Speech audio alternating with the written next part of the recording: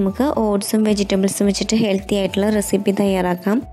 നമുക്കിത് ബ്രേക്ക്ഫാസ്റ്റ് ആയിട്ടോ ഡിന്നർ ആയിട്ടോ അതുപോലെ തന്നെ കുട്ടികൾക്ക് സ്നാക്സ് ബോക്സിൽ വെച്ച് കൊടുക്കാനൊക്കെ പറ്റിയ നല്ലൊരു റെസിപ്പി തന്നെയാണ്. അപ്പോൾ നമ്മളിത് ഓട്സ് വെച്ചിട്ടുണ്ടാക്കുന്നത്. അപ്പോൾ അതിന് വേണ്ടിയിട്ട് 1 കപ്പ് ഓട്സാണ് എടുത്തിരിക്കുന്നത്. പിന്നെ എടുത്തിരിക്കുന്നത് കുറച്ച് വെജിറ്റബിൾസാണ്. 2 ചെറിയ ഉരുളക്കിഴങ്ങ് വേവിച്ചെടുത്തിട്ടുണ്ട്. പിന്നെ ഒരു സവാളയുടെ പകുതി ചെറിയ കഷ്ണങ്ങളായിട്ട് കട്ട് ചെയ്തെടുത്തിട്ടുണ്ട്. റെഡും ഗ്രീനും ക്യാപ്സിക്കം എടുത്തിട്ടുണ്ട്. 1/4 ഭാഗം വെച്ചിട്ടാണ് എടുത്തിരിക്കുന്നത്. ഒരു പച്ചമുളക് ചെറുതായിട്ട് കട്ട് ചെയ്തെടുത്തിട്ടുണ്ട്. ഒരു ക്യാരറ്റിൻ്റെ പകുതി ഗ്രേറ്റ് ചെയ്തെടുത്തിട്ടുണ്ട്. പിന്നെ കുറച്ച് മല്ലിയില, പിന്നെ ഒരു തക്കാളിയുടെ പകുതി കട്ട് ചെയ്തെടുത്തിട്ടുണ്ട്. വെജിറ്റബിൾസ് ആയിട്ട് ഇതൊക്കെയാണ് എടുത്തിരിക്കുന്നത്. അപ്പോൾ ആദ്യം നമുക്ക് ഓട്സ് ഒന്ന് പൊടിച്ചെടുക്കണം. അപ്പോൾ ഞാൻ അതിന് വേണ്ടിയിട്ട് മിക്സിയുടെ ജാറിലോട്ട് മാറ്റിയിട്ടുണ്ട്.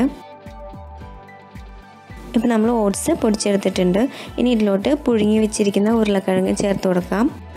ഇതെല്ലാം നന്നായിട്ട് അരിഞ്ഞു കിട്ടാനായിട്ട് ആവശ്യത്തിന് വെള്ളം ഒഴിച്ചു കൊടുക്കാം.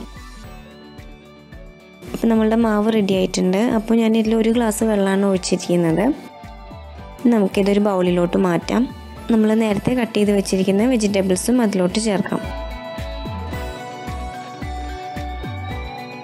പിന്നെ ചേർക്കുന്നത് 1 ടീസ്പൂൺ പുളിയുള്ള യോഗട്ടാണ്. പിന്നെ അതിലോട്ട് ആവശ്യത്തിന് ഉപ്പും ചേർത്ത് കൊടുക്കാം. ഇതെല്ലാം കൂടിയിട്ട് നന്നായിട്ട് ഇളക്കി യോജിപ്പിച്ചെടുക്കാം.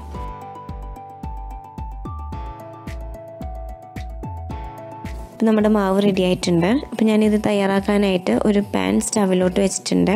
പാനൊക്കെ നന്നായിട്ട് ചൂടായിട്ട് വന്നിട്ടുണ്ട്. അതിലോട്ട് നമുക്ക് ഓയിൽ ഒഴിച്ചു കൊടുക്കാം.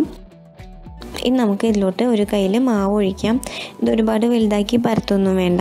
ഏകദേശം ഈ ഒരു സൈസിൽ മാവ് ഒഴിച്ചാൽ മതി. നമുക്കിനി ഇത് അടച്ചു വെച്ച് കുക്ക് ചെയ്തെടുക്കാം.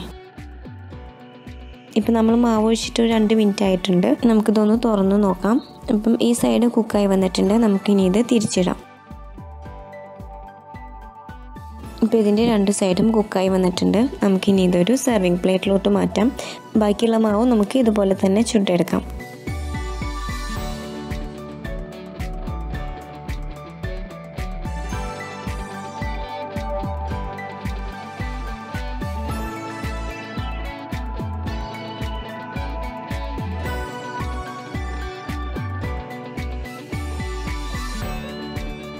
നമുക്കിതിൻ്റെ കൂടെ കഴിക്കാനായിട്ട് വേറെ കറിയുടെ ആവശ്യമൊന്നുമില്ല. ഇങ്ങനെ തന്നെ കഴിക്കാനായിട്ട് നല്ല ടേസ്റ്റ് തന്നെയാണ്.